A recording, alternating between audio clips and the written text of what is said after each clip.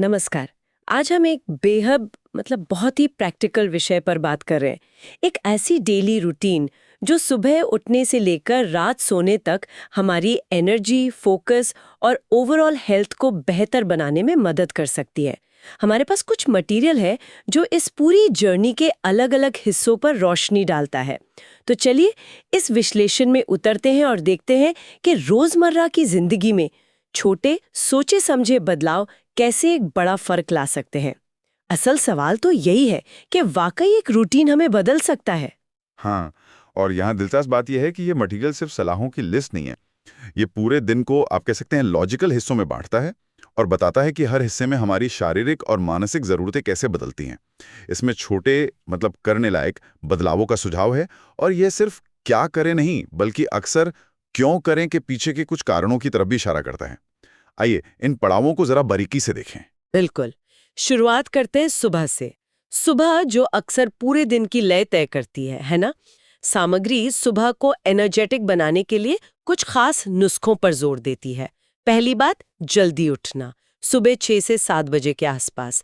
ये सलाह तो काफी आम है, लेकिन क्या स्रोत इसके पीछे बॉडी क्लॉक के अलावा कोई और वजह भी बताता है? हाँ, बॉडी क्लॉक यानी सर्केडियन रिदम को रेगुलेट करना तो मुख्य कारण है ही। एक फिक्स टाइम पर उठना इसे सेट करने में मदद करता है, बिल्कुल। लेकिन स्रोत एक और साइकोलॉजिकल पहलू पर भी इशारा करता है। दिन की भागदौड़ शुरू होने से पहले अपने लिए थोड़ा शांत समय निकालना।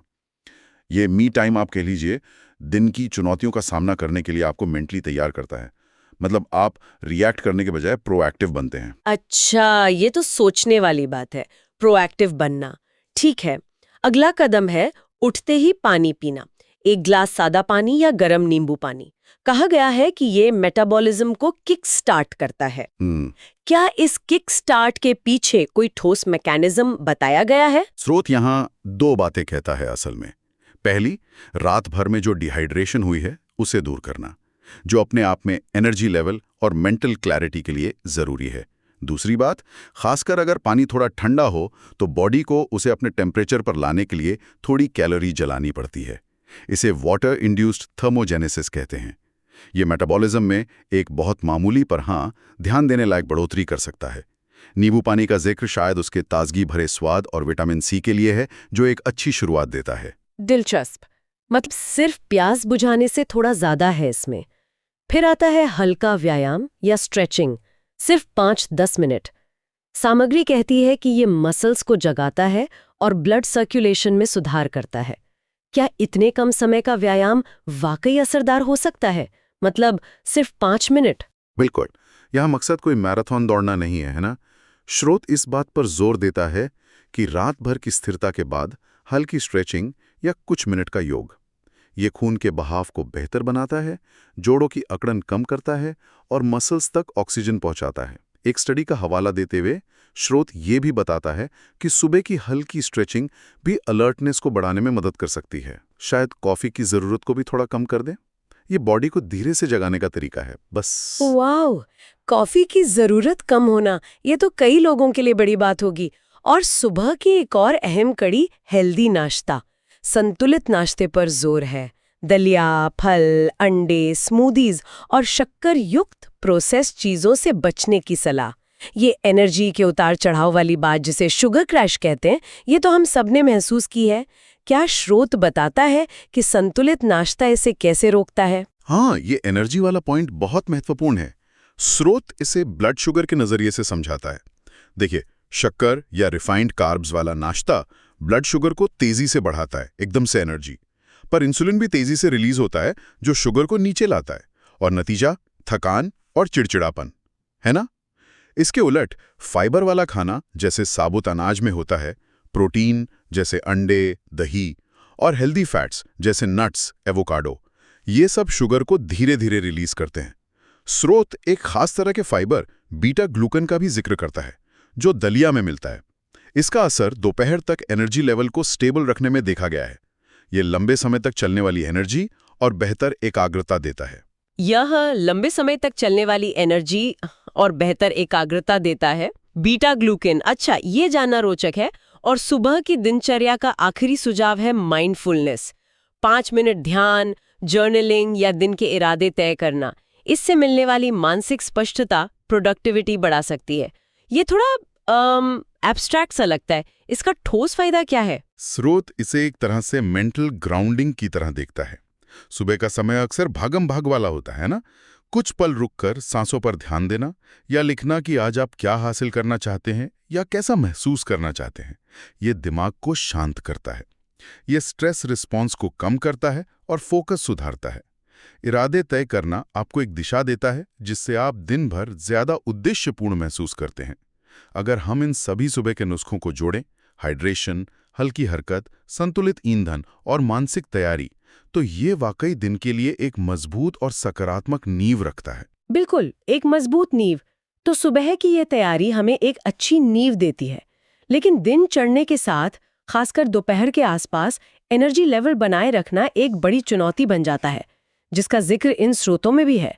यहाँ पर क्या सुझाव दिए गए हैं इस मिड डे स्लंप यानी दोपहर की सुस्ती से निपटने के लिए? हाँ, ये एक बहुत आम अनुभव है।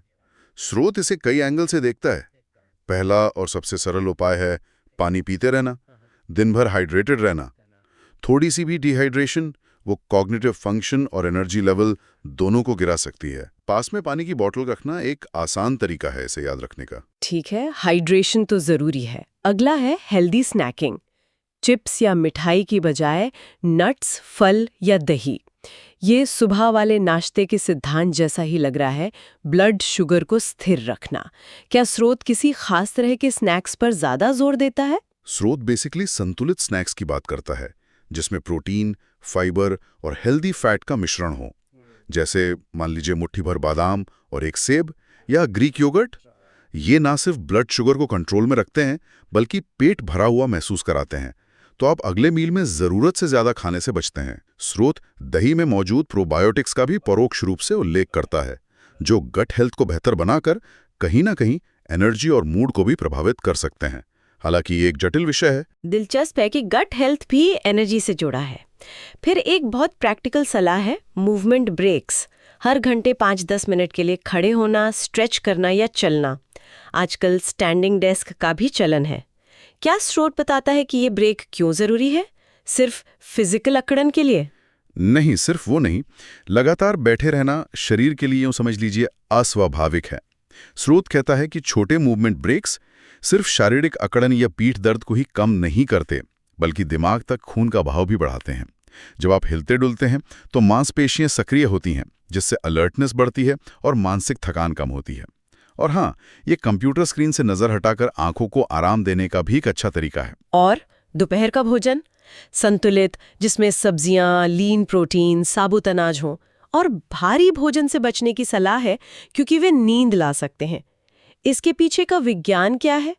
क्या सिर्फ पाचन में लगने वाली एनर्जी जी कारण है? पाचन में लगने वाली एनर्जी एक बड़ा कारण है। हाँ, भारी भोजन, खासकर ज्यादा कार्ब्स या फैट वाला, उसे पचाने के लिए डाइजेस्टिव सिस्टम को ज्यादा खून की जरूरत होती है, जो दिमाग से हटकर पेट की ओर चला जाता है।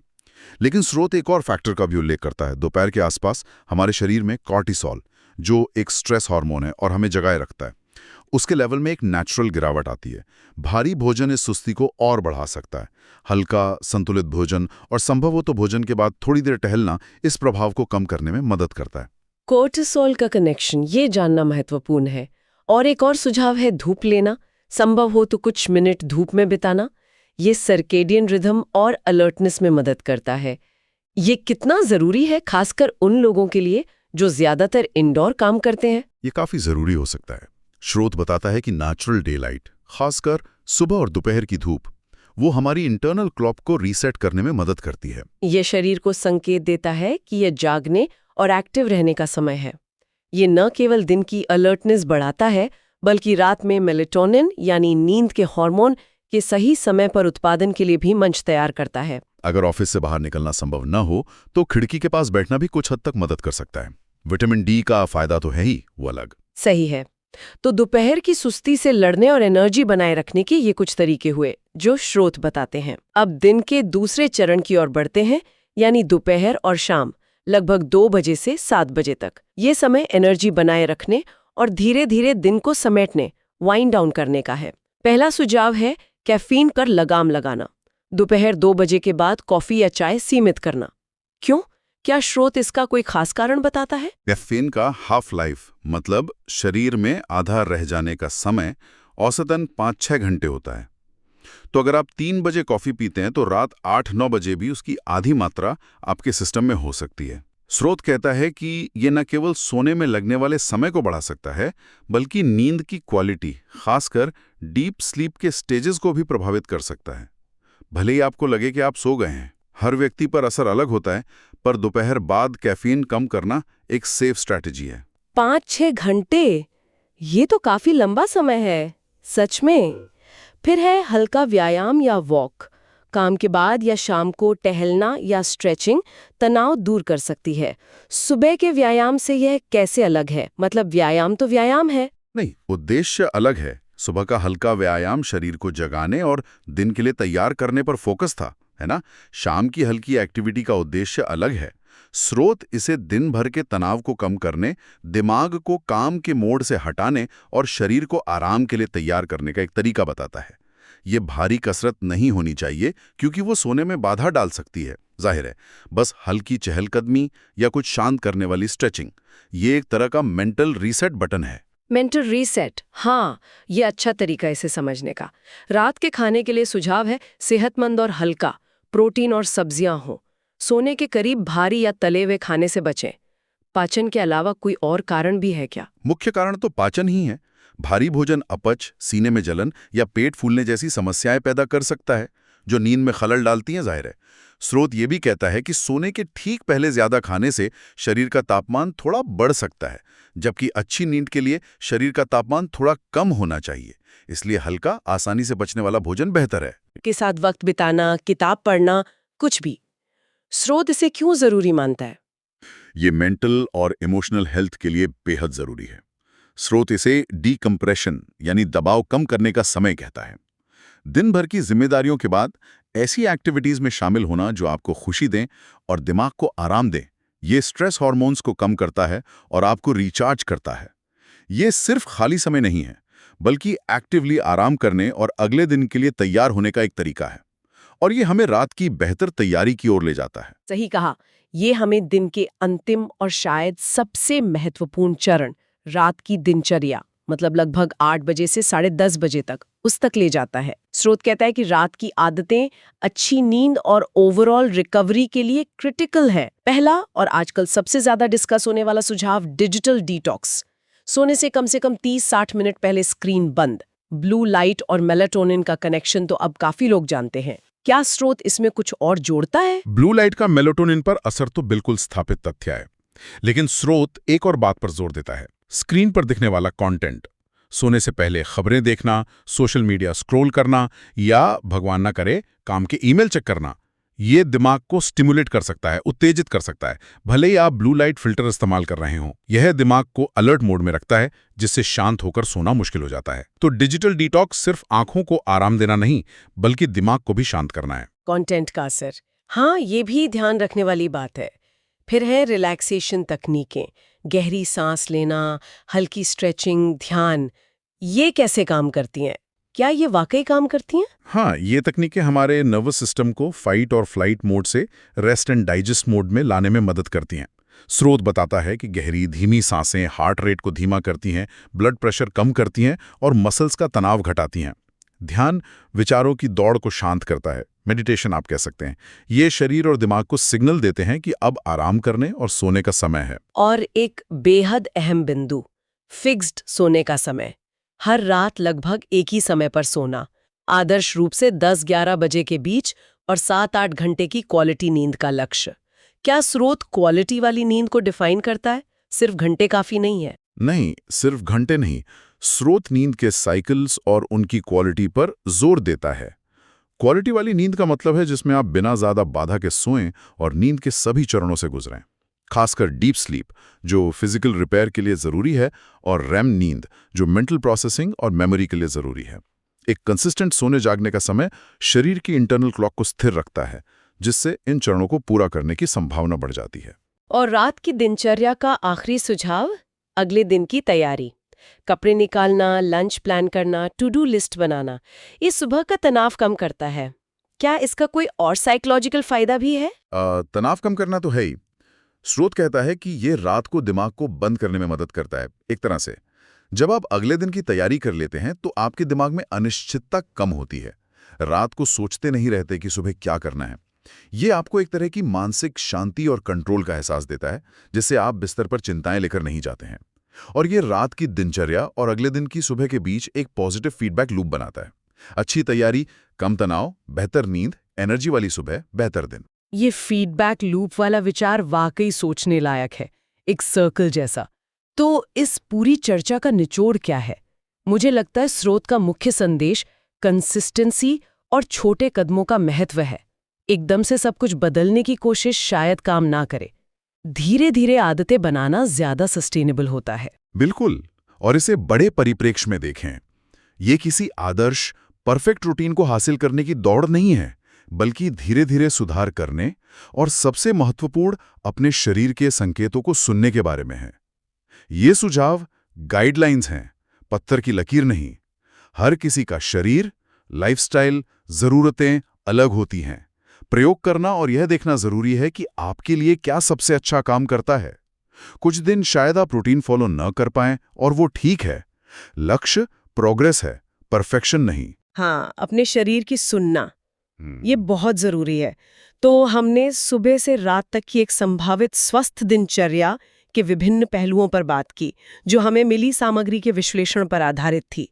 अंत में श्रोताओं के लिए एक विचारणीय प्रश्न छोड़ते हैं, जो सामग्री से प्रेरित है लेकिन सीधे तौर पर उसमें शायद ना कहा गया हो।